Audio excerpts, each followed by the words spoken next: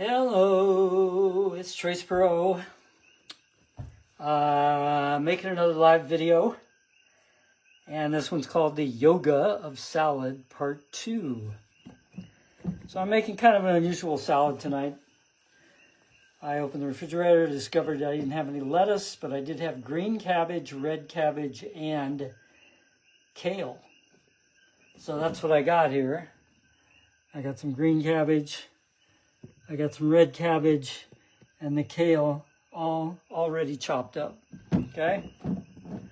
So that's in the bowl. And the real reason why I'm making this video tonight is to show the other pretty standard salad dressing that I use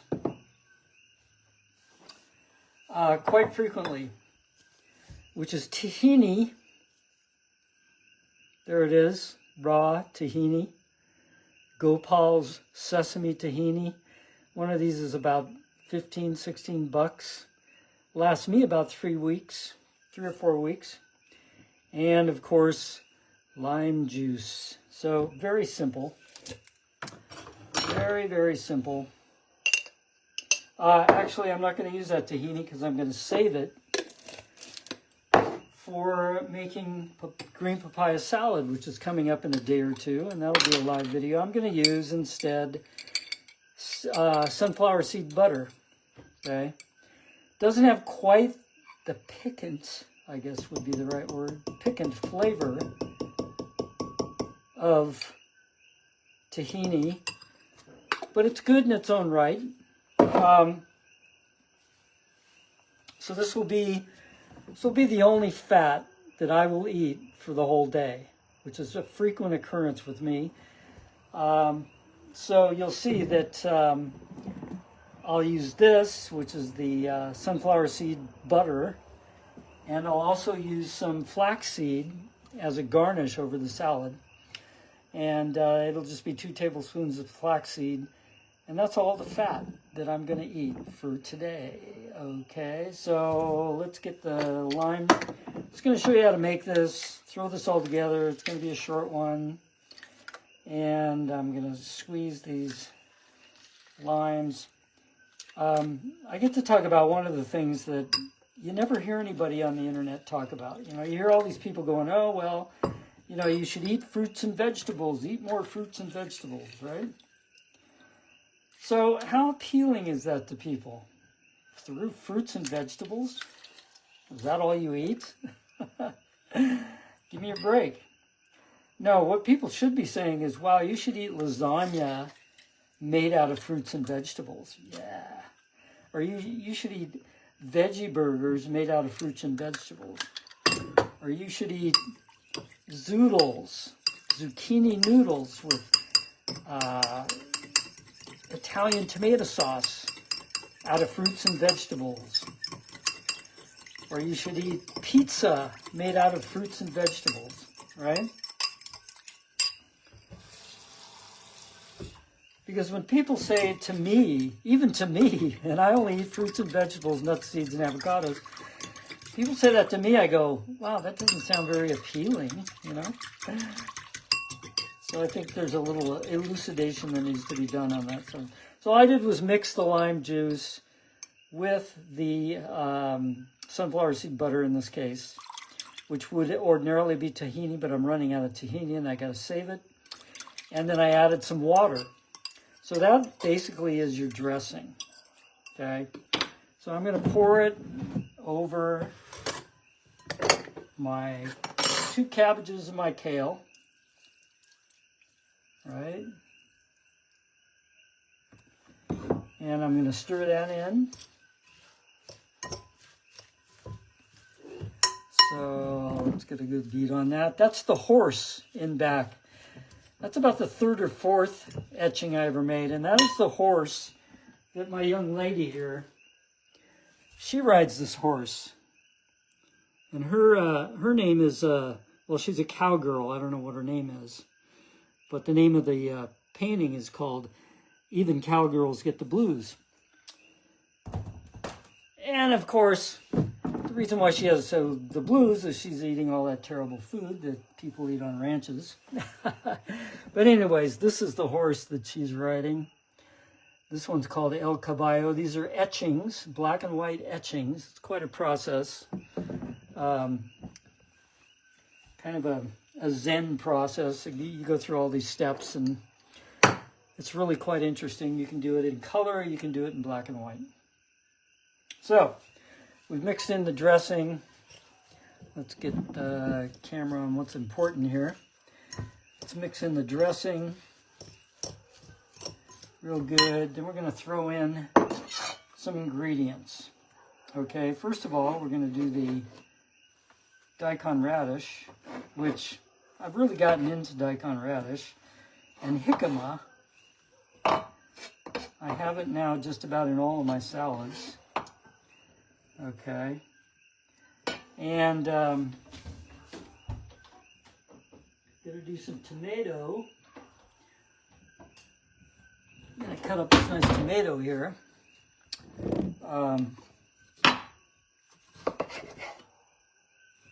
So pretty simple, pretty straightforward. And I guess I can talk about the reasons why I'm eating like this. Well, let's see. Like I said in the last video, I'm maintaining the blood pressure of somebody in their 20s. I feel like I'm 20 years old. I got tons of energy. I'm doing stuff. I'm outdoing myself at 20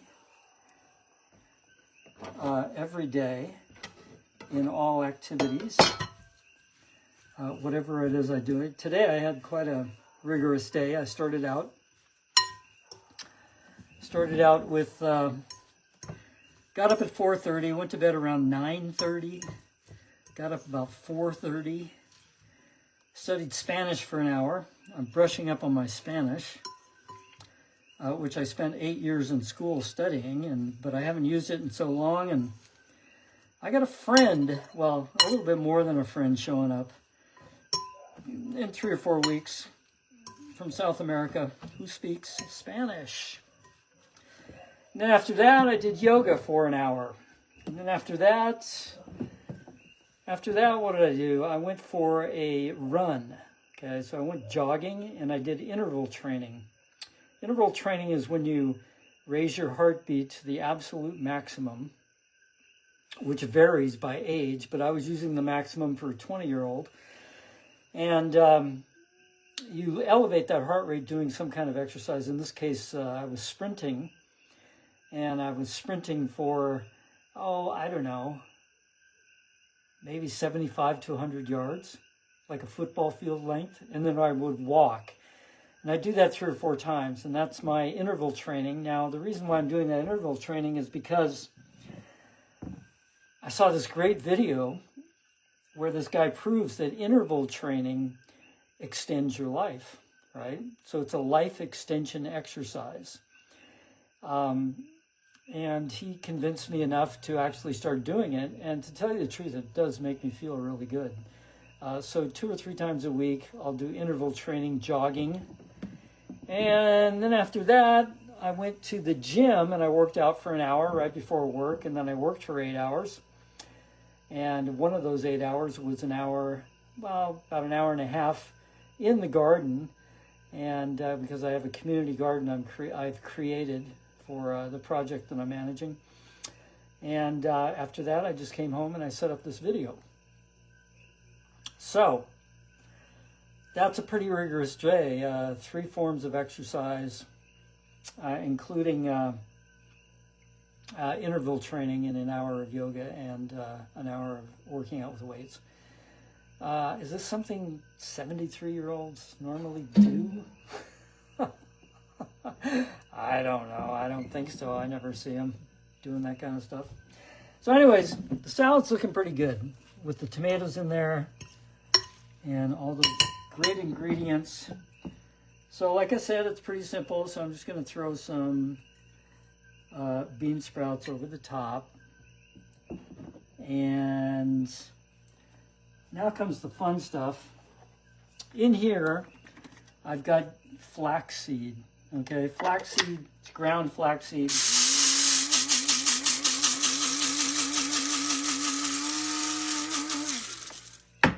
Grind it up, got to grind flaxseed because it has a really hard coating on it. And if you don't grind it, it just goes through you as a seed. It doesn't get digested. So I'm putting that over the top. Why am I putting flaxseed over the top? Well, there's a very good reason. It's the highest, it's the food, it has the highest concentration of omega-3s of any food on the planet. This is flaxseed. Now, why do I need omega-3s? Well, I'm just going to briefly touch on this, and then I'm going to mention a video. There's a video by Dr. Michael Gregor about Jade Dinshaw, the head of the American Vegan Society, who died, I believe, in his late 50s or early 60s, right? So he addresses the whole idea of this guy that was a vegan since birth. Why did he die so early? Okay, so he got an hour-long video that explains that, and a lot of it has to do with the omega-3, omega-6 balance. And the most amazing thing about this video is that he cites all the major studies of vegans and vegetarians, okay? Cooked vegans, cooked vegetarians. Turns out they have a much higher all-cause mortality rate than meat eaters, conventional eaters, okay? They die at an earlier age, they have a much higher all-cause mortality rate, and they have a much higher incidence of neurological deteriorating diseases, or, you know, what I'm talking about, like Alzheimer's and all that stuff. And of course, other effects, such as late onset, I guess, heart disease and things like that. That last one I'm not sure about. So it was quite surprising, but then he goes on to cite all these research studies done like massive amounts of people, and basically proves that the whole problem is the homocysteine level, that's something that carnivores eat, or standard American diet eaters, or conventional diet eaters get less of, is omega-3s. And, or no, they get more omega-3s than actually vegetarians and vegans have to do, so they have to supplement them. There's some controversy whether or not you need to do that with, if you're eating like I eat, which is 100% raw. Dr. Graham doesn't supplement with anything. I do take B12, just out of a precaution, because I don't really know. I haven't really proven to myself that I'm getting enough B12, and with all the hubbub about vegetarians and vegans not getting enough B12, I just play it safe and I take B12, right? I also do this flaxseed quite frequently, 2 tablespoons, and that's for the omega-3s. And these two things together are the reason why conventional eaters live longer and have a lower all-cause mortality death rate, right, than vegans and vegetarians. Very unusual, and very few, very few people who eat like this know about this, have seen the video. So I encourage people to watch that video. I'll try to put the link in on my YouTube page, and I'll see if I can stick it in on Facebook on this live video. It's really important, and I personally have witnessed people who were lifelong vegans who died in their early 70s. Okay, for no apparent reason. They should have lived a lot longer. Okay, and obviously this was the thing. They also measure hip fracture rates, and it turns out that vegans and vegetarians have much higher hip fracture rates, which has a bearing on all-cause mortality. And the reason, you can trace the reason for that hip fracture rate back to these 2 substances, which are the omega-3 ratio, the omega-3, omega-6 ratio, and vitamin B12. So I just wanted to mention that. On to the salad. Okay, so we've got our salad. And then the last point I'm going to hit on, that I'm going to dive into this lovely thing, is I'm going to show you some fruit. And this is all the fruit that I'm going to eat. Hopefully you can see that. This is soursop. Okay? This is soursop. I'm going to eat soursop, which is a subacid fruit. I'm going to eat longans, which is a subacid fruit. And I'm going to eat tangerines, okay, which is an acid fruit. Okay, so I'm going to do a breakfast video about the 3 different kinds of fruit: high density sweet fruit, subacid fruit, and acid fruit, because nobody's doing this. It's, you know, these people, they call themselves fruitarians. They go, oh, I eat fruit all day, and that's all I eat, and that's all I've ever eaten. I've only eaten that for a year. But they don't tell, I don't know if they know about these categories in fruit and how they should be eaten and combined together. And it's like extremely important, right? If you're eating the way I'm eating, right? If you're eating the way they're eating, right? So, I just want to show that, because before a meal like this, you don't eat bananas, right? That's a high-density sweet fruit. You eat things that have very few calories and are subacid or acid fruit. And I do it because it's just delicious. It's a great way to start a meal at night, is to have all these different flavors. Soursop has an amazing flavor. Same with longans, which is sweeter. And then you have the tangerines, which I'll probably eat first, tangerines, then the soursop, then finish off with the sweet longans. And then I'll dive into the salad. So that's all I have to say tonight. I am going to start the ball rolling with my omnipresent mushrooms, which I am going to wipe the bowl with lime juice and sunflower seed butter. So these are my hors d'oeuvres to start the ball rolling. So this is a very simple, like 5-6 course dinner with all these different flavors, right? 100% organic, totally healthy. You know, they say that 95% of all disease is caused by what you eat.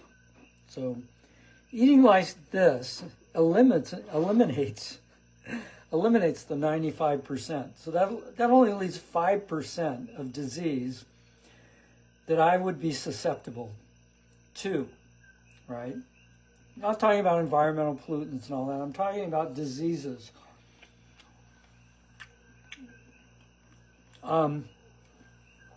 So that's one of the first things I found out when I started changing my diet was that quote. I don't know who made it, but it's totally true. And you can cure at probably 95% of all disease with the way that I'm eating right now. So, that being said, I'm going to dive into the salad. And from now on, I'll probably be back like a couple times a week.